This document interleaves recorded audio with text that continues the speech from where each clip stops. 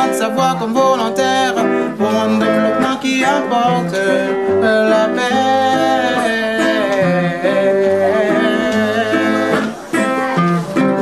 La paix, la paix.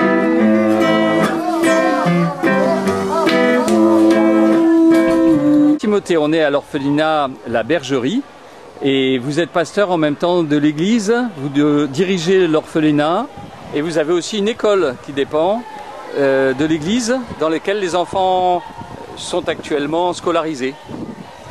Oui, oui, c'est l'église Assemblée chrétienne unie d'Haïti et l'orphelinat Centre La Bergerie et l'école Assemblée.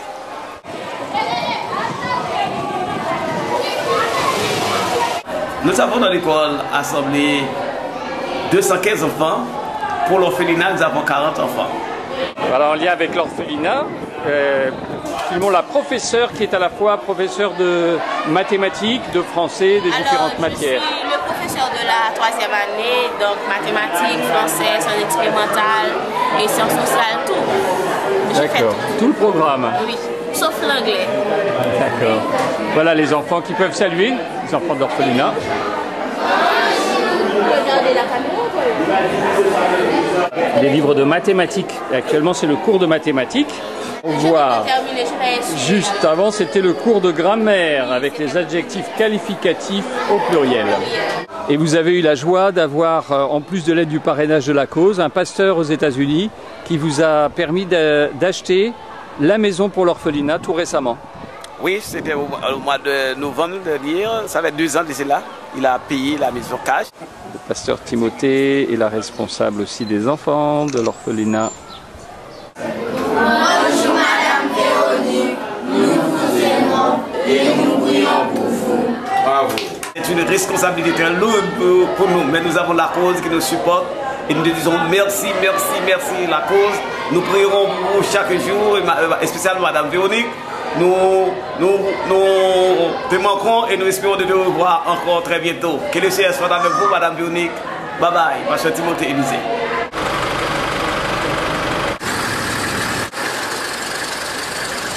Nous sommes au Centre chrétien de l'enfant haïtien avec le pasteur Luc Edma, qui est pasteur de la paroisse, aussi directeur de l'école et qui dirige aussi l'orphelinat qui accueille 21 enfants. Pasteur Alain Devez est vraiment le directeur de la cause et la directrice aussi, Madame Véronique, qui ont l'habitude de venir donc, ici en Haïti toujours pour inspecter et pour visiter les orphelinats et surtout encourager donc, les directeurs qui sont en train de travailler pour de bons et qui sont accompagnés les enfants et essayer de donner donc une vie meilleure donc, aux enfants. Nous sommes très contents une fois encore pour dire que la cause est venue en Haïti après le séisme qui apporte le soutien donc, spécialement au peuple haïtien. Et nous, du Centre chrétien de l'enfant haïtien, nous avons pu bénéficier donc le support de la cause depuis cette date. Et que l'institution n'a jamais arrêté sur le parrainage des enfants, apporter et surtout de la nourriture, et des matériels comme et des lampes solaires, apporter aussi du lait, en fait, apporter les lits, des draps et beaucoup de choses. Mais aujourd'hui, donc, nous sommes vraiment appréciés le travail qui fait par cette institution, la cause. Comment les enfants arrivent ici? Quelle est la circonstance? Est-ce que ce sont tous des orphelins? Ici, c'est dépourvu de tout. Parce qu'on ne peut pas envoyer les enfants à l'école et on ne peut pas les donner à manger, on ne peut pas leur donner donc, des médicaments. Ce qu'un enfant a besoin, on n'en a pas à les donner. Donc voilà, on pourrait dire que l'orphelin, c'est en fait une situation prioritaire en Haïti. Donc on pourrait dire qu'il y a des enfants orphelins, c'est-à-dire qu'ils n'ont plus ni le père ni la mère, mais d'autres qui ont encore un père, une mère ou parfois les deux, mais qu'ils sont incapables financièrement et affectivement peut-être aussi parfois de s'en occuper. Oui, donc les parents sont là, mais on les considère comme des morts, tout simplement. Parce qu'ils regardent les enfants regardent les parents, donc sans rien donner. Donc on pourrait dire donc tout le monde est là, mais ils n'ont pas de moyens pour vivre et pour en fait prendre la responsabilité. Bonjour tous les amis de la France. Timounio en Haïti, te chanter par Jésus, et Timounio jodia, capable chanter dans l'Itou. Coutez bien Timounio chanter, coutez bien Timounio chanter, Hosanna, Hosanna, Hosanna, gloire à Jésus. Les orphelinats ont des lits superposés, 3 places, et chaque enfant a son lit.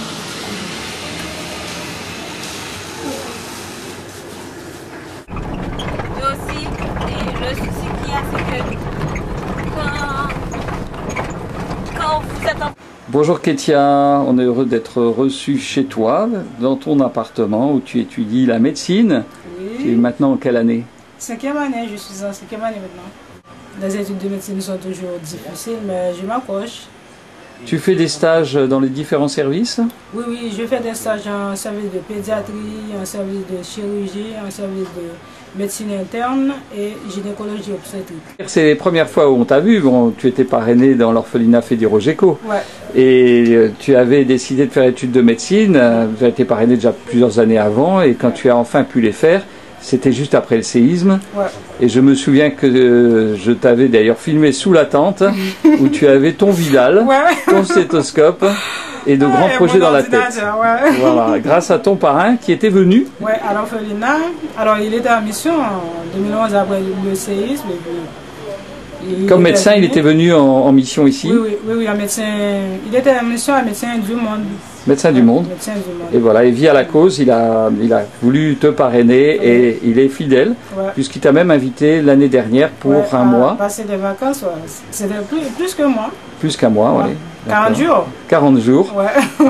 Un beau chiffre symbolique. Et 40 jours pour travailler aussi avec lui. C'était pas que des vacances. Tu as aussi visité. Ouais, j'ai fait aussi des stages avec lui, visiter des villes, tout ça, visiter des endroits magnifiques. C'était très agréable. Donc un peu de tourisme, mais aussi tu as vu les différents services des hôpitaux. Oui. Et je me souviens que le commentaire que tu m'as dit, en fait, c'est la même médecine que nous faisons. Donc ça c'est rassurant aussi. Ouais.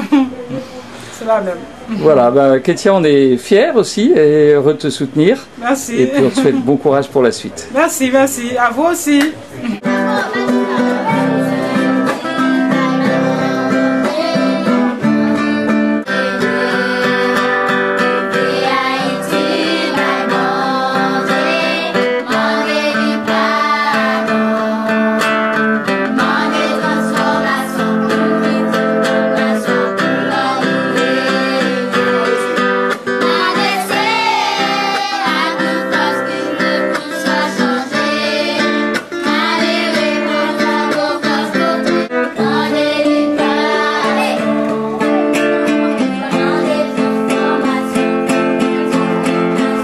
Madame Philogène, bonjour.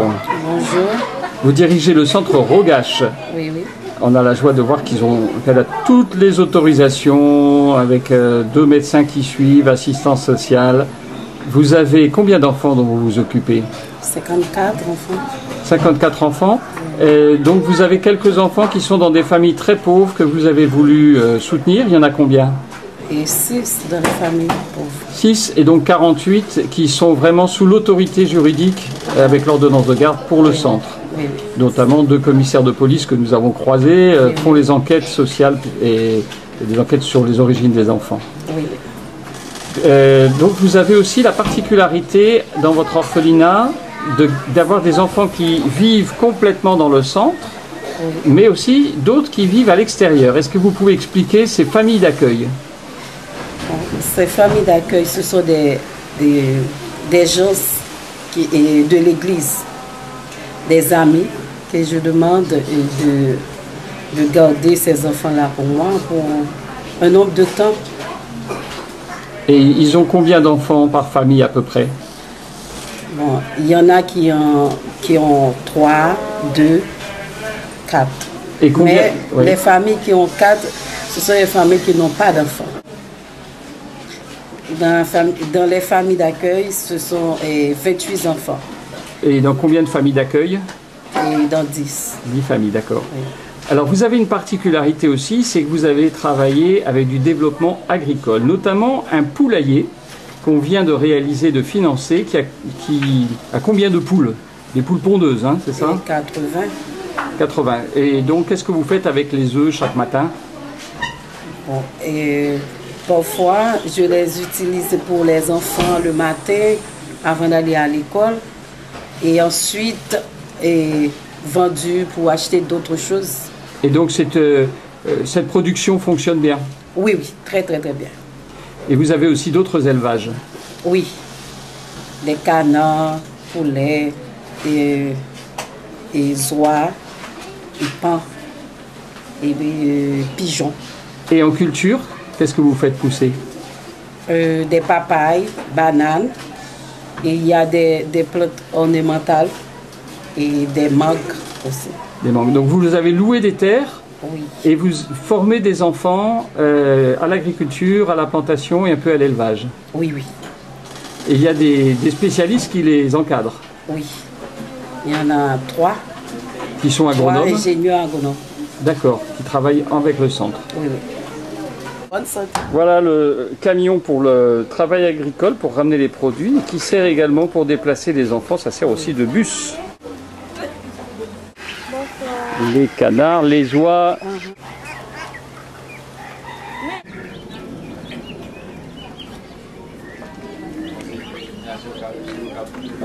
Et voilà le nouveau poulailler de poules pondeuses financé à travers la cause, avec 80 poules pondeuses. 2 points. Alors ça fait combien d'œufs chaque jour ramassés? 60, parfois 75. Et 60 à 75. Voilà. Aussi, Voilà, il y a le paon, la paonne, dans 5, les tourterelles. L'orphelinat fabrique donc des cordes, en voici, qui sont fabriquées avec des récupérations de bouts de plastique et qui sont vendus. Raphaëla, notre délégué, qui fait des photos pour les parrains-marraines du repas des enfants de Rogage. Bon appétit les enfants. Oui, je voulais appuyer la photo. C'est bon ça. Là, c'est cuisinier. J'aimerais remercier Madame Véronique. Nous l'aimons beaucoup dans le centre. Alors c'est, quand on dit les enfants de Rogage, c'est la maman de tout le monde. Alors, et merci aux parrains et marraines qui nous supportent. Merci beaucoup à la Fondation et la cause.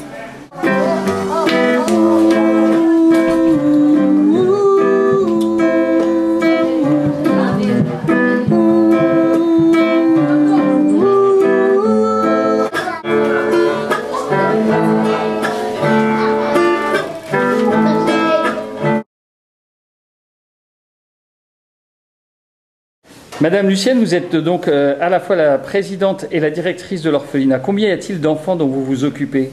16 enfants. 16 enfants? Oui. Combien de garçons et de filles? J'ai 10 garçons et 6 filles. On voit ici du riz produit par l'orphelinat, donc c'est de la région des Cailles. Et puis ici des protéines à base de manioc, patates, pommes de terre, lame de véritable, safran, d'olive, et puis zèbres aiguilles, épinards, liane panier, panzo, etc. Donc vous arrivez à le vendre. Et aussi il y a de l'avoine d'eau. Et c'est assez apprécié, donc il y a pas mal de clients. Oui. Et ça permet d'avoir un peu d'argent pour nourrir les enfants. Oui. Par contre, vous me disiez qu'au Caille, avec l'ouragan Matthew, les rizières avaient été détruites. Oui, c'est détruit. Oui, je suis Hervé Jean-Yves, le vice-président. Le vice-président, et vous êtes aussi évangéliste, bibliste? Exactement, je suis l'évangéliste biblique.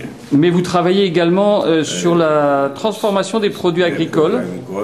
Je suis l'un des responsables de l'organisation Produits La Caille. Qui est assez connu en Haïti.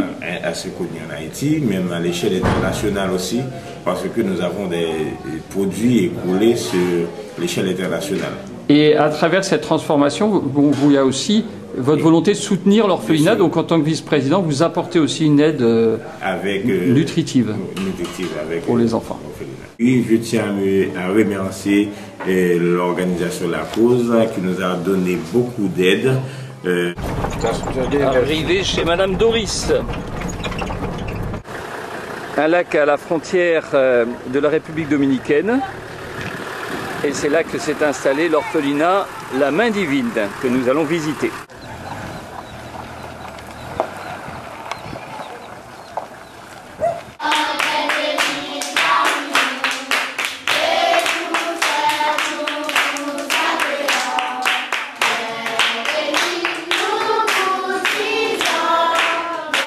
Merci et le bonjour des enfants de La Main Divine.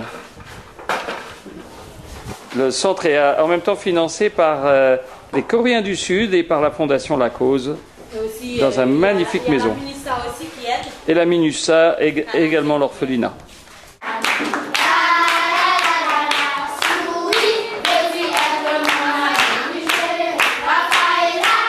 Je vous dis à La Cause et Parents Marraines, merci beaucoup.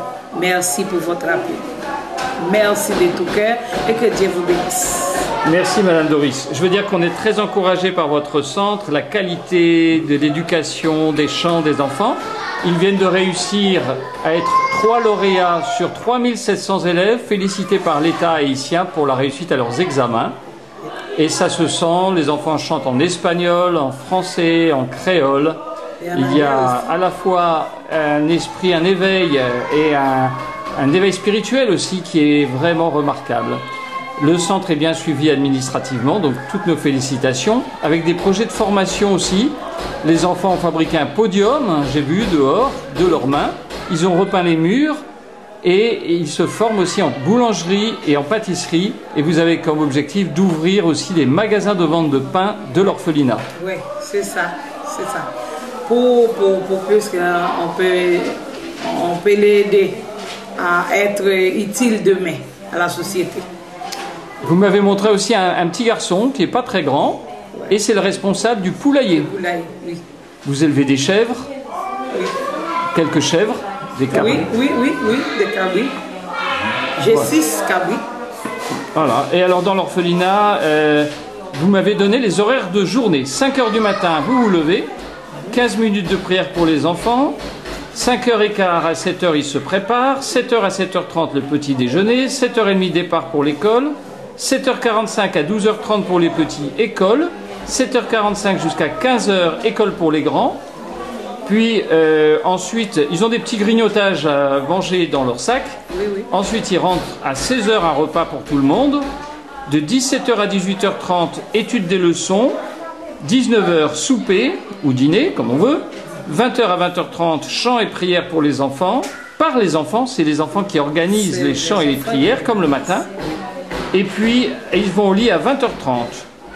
Et le samedi, le culte là est préparé par l'infirmière de 19h à 21h, et puis les enfants vont au culte au temple, à l'église, de 10h à midi le dimanche. Donc là, en fait, c'est les chaussures pour les filles, avec 3 douches et 3 cabinets côté filles, et la même chose côté garçons. Alors les garçons, c'est d'autre côté, Ici, c'est pour les filles. Donc, c'est les petites places des enfants les après-midi quand le soleil tombe pour jouer, pour s'amuser. Oui. Et c'est vous qui avez réalisé la construction des jeux? Ces jeux-là. Après un dépierrage patient, plantation de piments et de maïs. Voilà, les jeunes du centre travaillent eux-mêmes et ils sont en train de tamiser pour faire le crépissage d'un bâtiment qu'ils ont construit qui sera la boulangerie, fabrication du pain pour aller le vendre en ville. Donc ça, ce sera la machine pour la pâte à pain. Et vous avez déjà un four. Un four. Un four qui est là. Un four industriel. Et donc vous êtes en train de construire avec les jeunes le bâtiment de la boulangerie. Alors sur l'équipement énergétique, il y a un puits artésien, une génératrice et puis sur le toit des panneaux solaires. Mais la génératrice sera nécessaire pour faire fonctionner le four à pain et quand même peut-être un peu plus d'énergie avec un transformateur de la ville.